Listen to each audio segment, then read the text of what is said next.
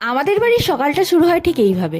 মা সকালবেলা হালকা একটু রোদ পোয়াচ্ছিল, বেচা কাকা বাড়ির থেকে এসে চা মুড়ি নিয়ে বসে পড়েছে মন্দিরে, খাওয়া কমপ্লিট করে তারপরে কাজে। আর এদিকে কাকিমা মিস্টার ব্যাচেলারে রান্না থাকে, ও যেহেতু স্কুলে যায়, তো লঙ্কা শেষ হয়ে গেছে, সেজন্য আমার গাছ থেকে লঙ্কা তুলতে এসেছে। আর আজকে কাজের জেঠিমা হচ্ছে যে একটু সকাল করে কাজটা কমপ্লিট করে নিয়ে আমাদের এই যে জ্বালনগুলো ছিল, যেগুলো মিস্টার ব্যাচেলারদের ঘর হওয়ার জন্য গাছগুলো কাটা পড়েছে, সেই গাছের ডালগুলো কেটে সাইজ করে দিচ্ছিল। আর মাকে আমি জোগাড়যন্ত্রী করে দিয়েছিলাম, মা রান্নাটা চাপিয়ে দিয়েছিল।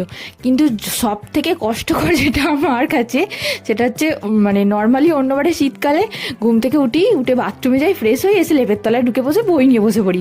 আর এবারে যেটা হচ্ছে, মায়ের জামা কাপড়, বাবার, আমার সমস্তটাই কনকনে ঠান্ডা জলের মধ্যে আমাকে ধুতে হয়। মানে কি যে কষ্টকর বলে বোঝাতে পারবো না, কিন্তু করতে হবে যেহেতু আমাদের বাড়িতে আর কেউ নেই। আর সেই জন্য একটু বেলার দিকে আমি আজকে জামা কাপড়গুলো কাচার ছিল বলে মেখে নিয়ে লেগে গেছিলাম।